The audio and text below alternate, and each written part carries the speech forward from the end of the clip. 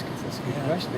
I guess the way we sum it up is quite a lot of small challenges across the whole business. So there's been a challenge to get the word out. We don't have the marketing budgets that we were used to in our old companies. So we've had a few £1,000s. We've got to tell people about Morphsuits. So that's one. Then when you've got them wanting to buy it, you need to get them product, which is tough as well.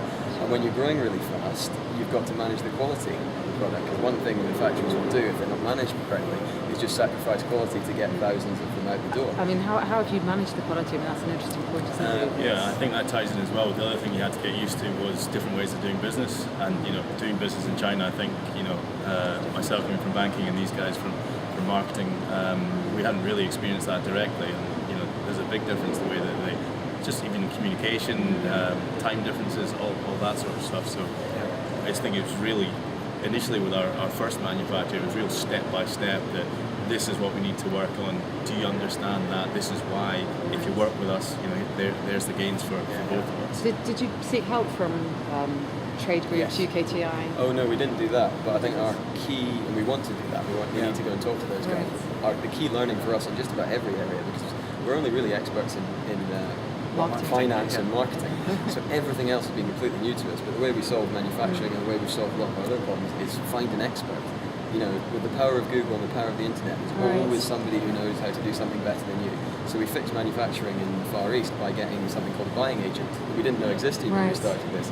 And he's got years of experience making everything from milk trolleys to clothes to everything and managing that relationship. And that's all come from contact. So, our buying agent was actually someone I worked with at Barclays, and his wife was Chinese, and so she was very well connected with logistics firms, and so we met our buying agents and shippers through that. So that was one lesson that, keep talking to people because you never know who people know. And in terms of social media, social profile, you've really used, you've harnessed really Facebook in particular, other forms of social media to promote your products? Facebook has been the life and soul of Morphsuits from a very early start, and at this stage we've got 327,000 fans, which is something we're enormously proud of. And that's just half of it. The great thing is that they're all engaging with us as well. And we've got 7,000 pictures that we've sent in, about 200 videos, and it's just, we love Morphsuits, we love fancy dress, and that is just the thing I'd say, I'm certainly most proud of.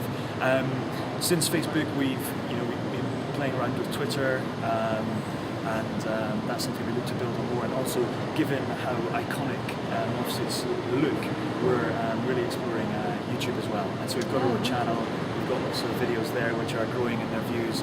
And another great thing is that some of our fans have made videos that now have 70,000 hits and views. So how many suits do you have now, and who does the designing of the suits? I do know, because I was writing it in a spreadsheet yesterday. We have 24 different designs across 4 different sizes.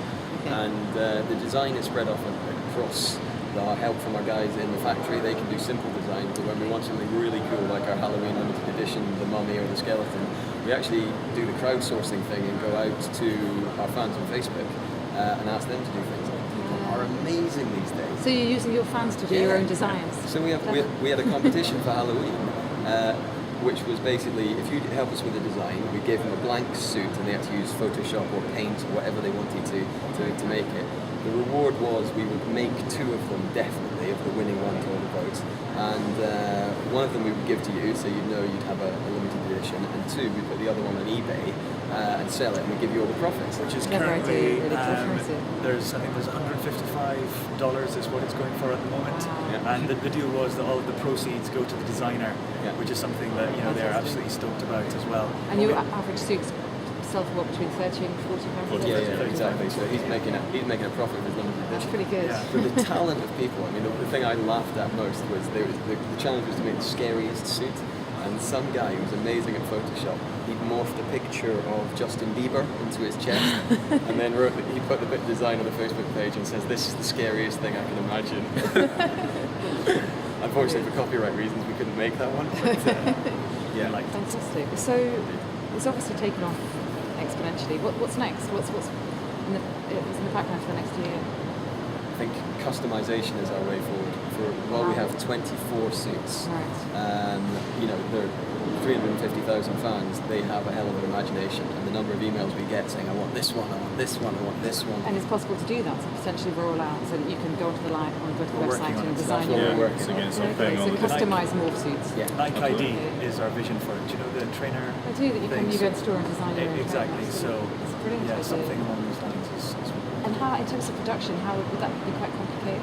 It sounds potentially quite complicated. I think it probably is quite complicated, and So that's there'd be a premium on that. it'll be a premium cost, service. and it's also in terms of our competitors, it's a great advantage for us because other people can't offer that kind of thing. So we want to get out there, use our understanding, and we're going to go to China at the end of November to visit them and work through that process and make sure that we do a great job. And you were in America, you were in Spain, France, you were in a number of countries. Yeah. Any other big areas that you're targeting at the moment or looking to roll out into? We're constantly looking at different markets and sort of different fits between fancy dress and new places. That we're looking at South America as well. That a place that might Carnival. not initially might not particularly jump out at you as an area that fancy dress would go down well, but we started there, and the feedback actually, I don't think we've had bad feedback really anywhere. That people love having fun. exactly Yeah. having fun. And the key consumer insight is that there's an element of peacocking, I think is what we call it, and guys particularly like to show off. And whether they're guys in the UK, the States, Spain, South America, Australia, there's certainly a market there, and that's the sort of core theme in all of the You feedback said your that we get. demographics about 80-20, I think you said, male, female. So what do you plan to do to increase your female share of the market? Good question. We have got a plan for that. From our customer feedback and what people ask for, girls are worried about the exposure that the current design gets. I can understand. So what they're looking for Smiling is behind the some sort of little mini skirt right here. Oh, I don't want a mini skirt. I want the whole You want the I full want thing? the masculine thing. Well, that's what we're going to try first, Okay, you're gonna try because first. we're determined to crack girls. We think there should be plenty I more think girls. there should be more girls. We could feature it on Echo.mf, couldn't we? Yeah, and it's something More actually a female lot of girls, websites. they post on the Facebook page saying, how come there's not more girl morphs? Absolutely. So I think you definitely need to tackle that. Yeah. So come on, girls. What do we need to do to make you buy a morphsuit? And then just finally, really, is there one piece of advice perhaps from each of you about to other entrepreneurs who are looking at starting a business or have just started a business? Is there any one piece of advice that you particularly give anybody? Or? Yeah, certainly. Let's start. I can start. My number one would be outsourcing. Nobody as an entrepreneur can be an expert at everything, but if you look around the world, there are plenty of companies who can help you with whatever you need. And the great thing about them is they can probably do it better than you, and they can definitely do it cheaper than you as well. So those two things. Why would you do anything else? So don't be afraid to Don't be afraid devolve to to some outsource. degree. I used to have to take 2 holdalls to the post office, and it was ridiculous. There are now guys who can do it for us for £1 each thing. It's a wonderful way to grow your business quickly. And linking to that is focusing in on our strengths. As Fraser touches on, marketing is where our strength is, but also envisioning the company where we want to go with that. And there's a lot of mundanity that comes with the business, and we just try and farm out as much of that as possible. Have a clear agenda about it. Absolutely. I think the last one that I would add would certainly be that it's that sort of age-old adage to keep trying. That this was not our first idea, and we had some terrible ones. That's interesting. So you always had the idea, the three of you always wanted to start a business? I think we've always shared that sort of common characteristic, and the ideas we had before that, they may not have been the best, but you learn bits and bobs, and it certainly has helped us make decisions. Because you two are brothers, aren't you? Yes. Yeah. Yes, we You are. don't look very Yeah, alike. that's the first person who said that. Oh, really? It's just I don't think hair you do. thing, right? Maybe that's what it is. He'll have that haircut very soon. It's a nice haircut. Thank you very much. Our previous 2 businesses were web-based businesses, which they didn't work. I think after 18 months of incredibly hard work, we made £50 revenue and spent several £1,000s, so it turned quite a big loss. So knowing when to cut the corners. Well, exactly. probably Well, knowing key when as to well. cut your losses, basically, they weren't going to work. So we managed to move on. But because we built these failed web businesses, when we saw the idea for Morphsuits, we knew how to get a website built cheaply and quickly and all those things. So it looked like a big loss, but it was money in the bank for us when we wanted to do something else. Yeah. Just one final question, really. You're obviously all friends and you two are brothers. Have there been any downsides to working quite so closely with people that you've both related to and you know very well, or only benefits? Or? I think we're very good at dealing with that.